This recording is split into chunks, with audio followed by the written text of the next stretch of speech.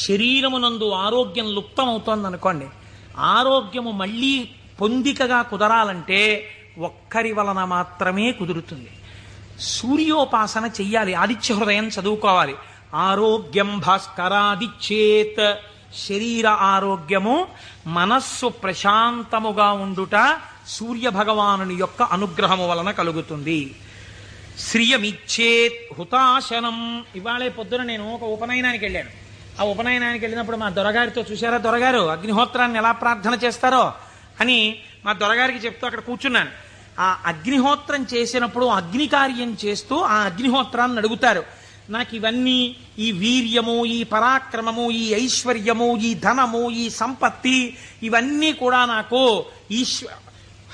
ఆ హుతాశన నాకు ఇయ్యి అనగా, ఓ అగ్నిహోత్రమా నువ్వు నాకు కటాక్షించు అని అడుగుతారు. అందుకే